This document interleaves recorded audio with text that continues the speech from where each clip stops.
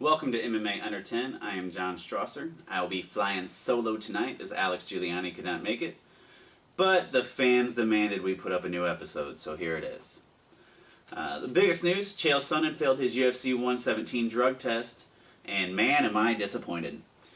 You know, I loved all the trash talk. He went in there, he backed it up for the most part, and now he fails his drug test. You know, that's just unacceptable. These guys know they're going to get tested. You got to be smarter than this.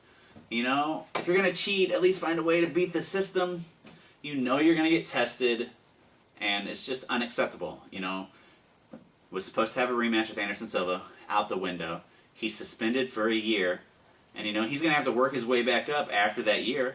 And you know he definitely lost a lot of fans. It's just stupid, and it sucks. And on the one bright side, it looks like Vitor Belfort's going to get his title shot finally. And that fight will be good, but you know I still expect Anderson Silva to win. Other news, Efrain Escudero, the Season 8 of The Ultimate Fighter winner, was recently released from his contract. He lost 2 out of his last 3 fights, and in his last fight he came in 4 pounds overweight. They said, you know what, that's unacceptable. We don't care if you did win an Ultimate Fighter. Peace out. You know, and I'm okay with that. I've never been a fan of his. You know, I wanted to see Junie Browning do better, but instead he decided to beat up people in a hospital. Or a police station, whatever. Probably both. And, you know, you got to perform well. I know they've kept Mac Danzig around, aside from him.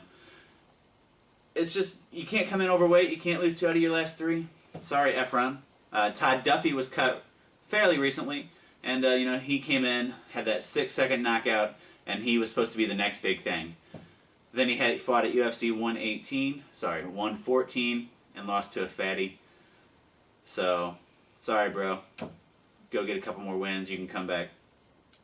BJ Penn is going to be fighting Matt Hughes for the 3rd time, and I'm super excited about this fight. It might be the most exciting fight for me in the near future. And, you know, a year ago I wanted to see this fight, but for totally opposite reasons. Basically, I've wanted to see the fight since the minute their second fight at UFC 63 ended. You know, as a huge BJ Penn fan, the first 2 rounds were unbelievable. And then he either separated a rib or gassed out, and Hughes got him in a crucifix and got the victory. And that never set well with me. So I knew as soon as they fought again, BJ Penn would whoop him. Well, here we are now, and they're going to fight again. And I'm fairly confident that Matt Hughes is going to win this fight. You know, Hughes has looked great in his last couple fights. It's really impressed me against Ricardo Almeida. And BJ Penn has been the exact opposite of impressive lately. And, you know, if Hughes wins, he's either at a title shot or 1 fight away, and I would have never expected that to happen. So it's going to be an awesome fight. Hopefully BJ's motivated, puts on a good performance. But I just don't see him winning this fight. Season 12 of The Ultimate Fighter started recently. You know, and last week, fight to get in the house, that's always a good time. But last year I learned my lesson. The fights to get into the house were awesome. I was for sure thought that, you know, Casey Escola would be awesome, Jamie Yeager would be awesome, you know, Kyle Noak would be awesome, and, you know, then they ended up not being so awesome.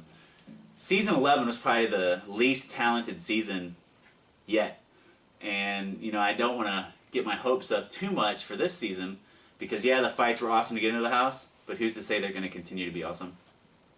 Last night, Bruce Leroy won his fight, you know, and he's a good character. I didn't expect him to win that fight, and then to see him pull it out like that, you know, good for him. I just, you know, don't see him, he'll probably lose his next fight, don't see him advancing very far. However, I am excited to see Lentz apparently uppercut somebody in the backyard. That looks pretty fun. At this point, you've seen Ultimate Fighter enough to know that if you fight outside of the octagon, you're going to get cut.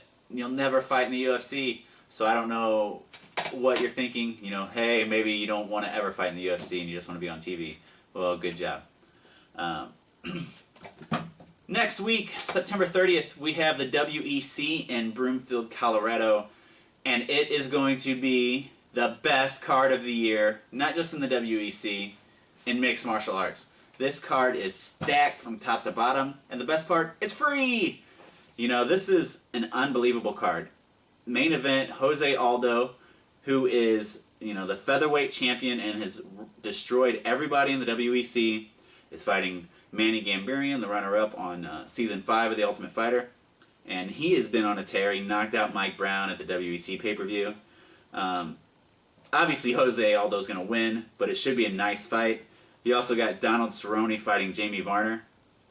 And recently, Cerrone got in some trouble for saying that he hopes he kills Jamie Varner and that Jamie Varner is the first death in MMA or in the WEC or something like that. And that's just insane. You talk trash all you want. I love that. But you don't say you want to kill the guy. That's a little weird. So he issued an apology.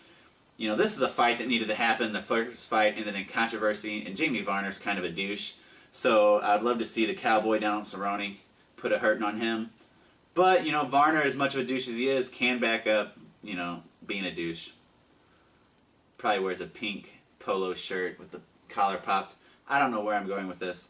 Also on the card, Miguel Torres, the former #1 fighter, pound for pound in the world, according to Frank Mir, is going to be fighting him. He's on a 2-fight losing streak, but, he's got a mullet, so he's probably going to turn it around in this fight. Mark Hominick is fighting Leonard Garcia. That should be awesome. And the Korean Zombie is coming back against George Roop. You might remember him from The Ultimate Fighter Season 8. You also might not remember him from The Ultimate Fighter Season 8. On the undercard, you got Mike Brown, former featherweight champ, and Chris Horodecki, former IFL standout. It's going to be a badass card. It's free. You have no reason not to watch it. And, it's Jose Aldo. If you don't watch it, you're an asshole. I apologize for the language, but really, if you don't watch it, you are an asshole. And that pretty much catches us up. We got UFC 119 this weekend. I will be there live. You can check us out on Twitter at MMA Under 10. I will keep you tweets posted while it's going on, so if you don't like spoilers, too bad, you're going to get them. Also check us out on Facebook.com/MMA Under 10. And, I guess we're going to have a short episode tonight, one-man show. Alex will be back next week where we talk about UFC 119, what happened, who was, the badass, who sucked, and how much I enjoyed watching Evan Dunham beat Sean Shirk. It's going to happen. We all know it's going to. So tune in next week, and we'll also live tweet during the WEC. So, hey, check it out. I'm John Strasser. This is MMA Under 10. Boom.